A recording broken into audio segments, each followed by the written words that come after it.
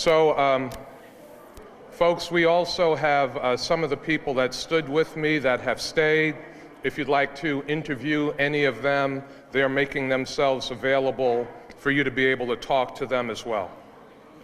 Mayor, is this the best thing for the city of Buffalo to draw it out and lead to this contentious battle heading into November? I think this is about the future, the heart and soul of the city of Buffalo. An election isn't technically over until November 2nd, the general election.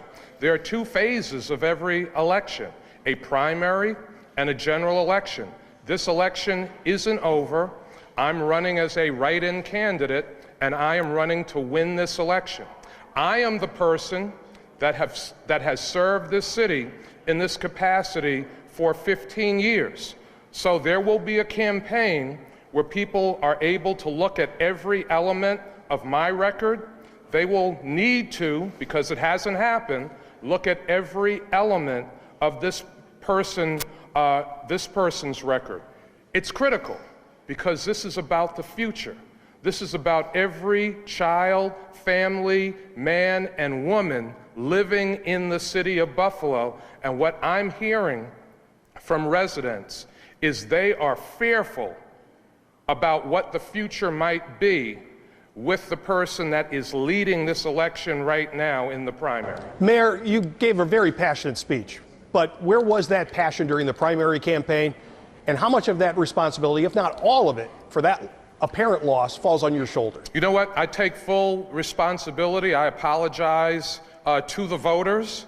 I can't go back. I can only go forward. This election is not over. I am running as a write-in candidate, and I am running to win.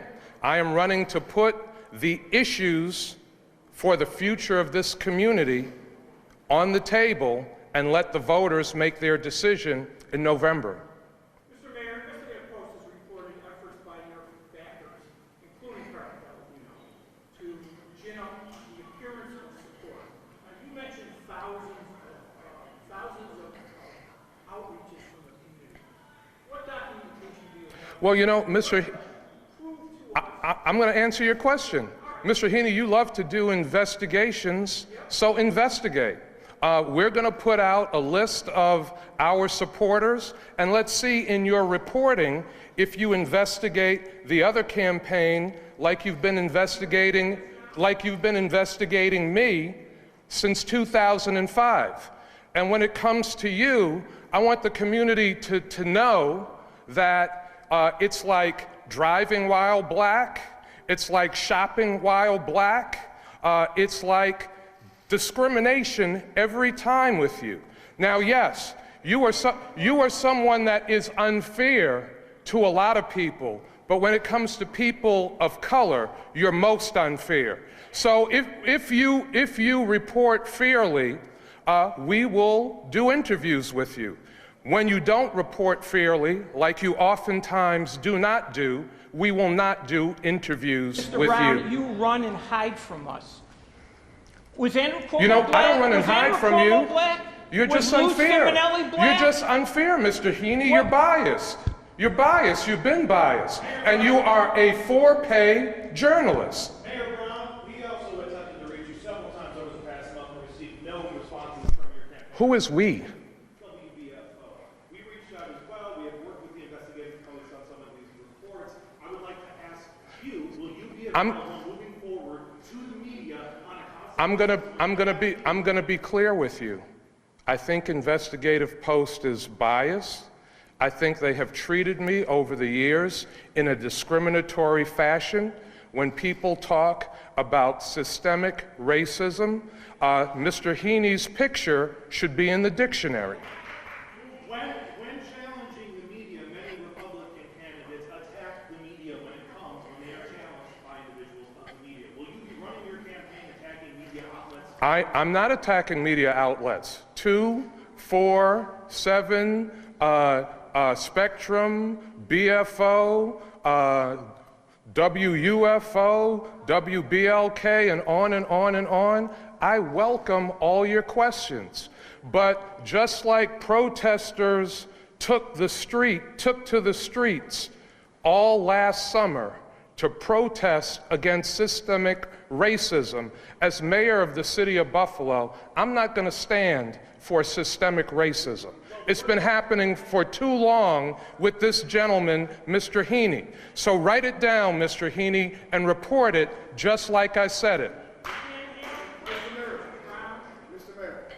Mayor, you spoke very passionately about democracy, and a lot of things that we've been hearing people have been calling into the station talking about wanting to see full scale of democracy at hand, which includes debates.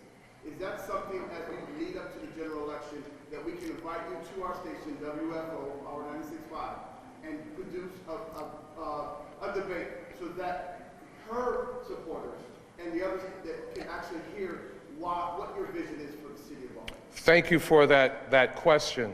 So for impartial organizations that organize debates, I will debate my opponent any place, any time, anywhere. So we could book one with you. You can book it.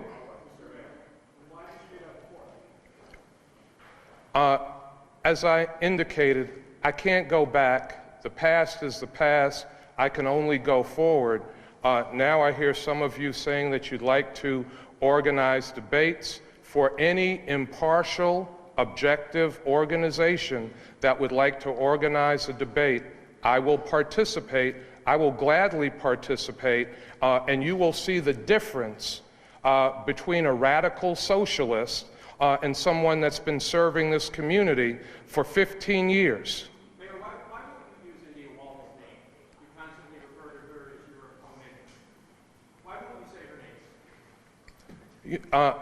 Let me just say that as I campaign, I'm going to campaign the way I want to campaign. You asked for you asked for a campaign. I'm going to campaign the way I want to campaign. Mr. Mayor, you had the Democratic Party, most of the Democratic establishment stacked against you. How do you go up against that? I will go up against it the same way Lisa Murkowski went up against it in Alaska in 2010, with no institutional support, with all organizations against her and winning a write-in. I will go up against it the same way Mayor Mike Duggan did in 2013, running as a write-in candidate and winning. But I think during the course of this campaign, that institutional support that my opponent might have, I think it will evaporate. I think people will see the difference, the clear difference between me and her, and the support will go to me. And I can tell you that every time she talks about defunding police, which will make our community less safe, which will make our home values go down, which will make our children less safe, that is more time that people are calling us, showing their support for our candidacy. So I hope she continues to talk about where she stands on the issues as a radical socialist, because that will cause more and more voters to support my candidacy. Why did you take your campaign, Mayor? There's been a lot of talk about financing from, Mrs. Maldino specifically, about big developers. Who's going to finance? So, you know, I've already made it clear that I did not ask Mr. Palladino for his support. I've already made it clear that I will not take Mr. Palladino's support. And for some of you that know the record and have done the research over the years, you should know that we are not close. Will it be financed by other large developers? You know what? There's talk about people power. Well, with the thousands of people that have signed on to this campaign, they're going to see real people power. And people are saying, I want to give $5, I want to give $25, I want to give $50. So anyone that doubts that we have thousands of people that have called, that have signed up, that have offered their support, you will see that in the coming days, weeks, and months. Pardon me? Asking specifically about donations from large developers. Listen, we are a community of people of all backgrounds. We're a community of small businesses, medium-sized businesses, and big businesses that employ masses of people in our community. I'm not going to disenfranchise anyone. I am going to bring this entire community together. And what I am seeing, the momentum, the excitement, the enthusiasm, I haven't seen this kind of energy in a very long period of time. It's bringing people together, and you will see real people power on November 2nd. Thank you very much, everybody. Thank you. Thank you. Pardon me? Any Republican endorsement, not Carl Kelly, I understand that. You take the Republican Party here now? So I will be running as a write-in. The Republican Party, other parties, If they endorse to, say, I will be running as a write-in. Other parties can't endorse now. Other parties can't get me on the ballot. I will be running as a write-in.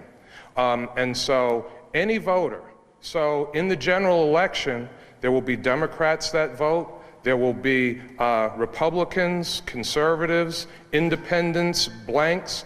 I'm appealing to every single resident of the city of Buffalo that is a legitimate voter for their vote on November 2nd. Thank you, everybody. Thank you, everyone.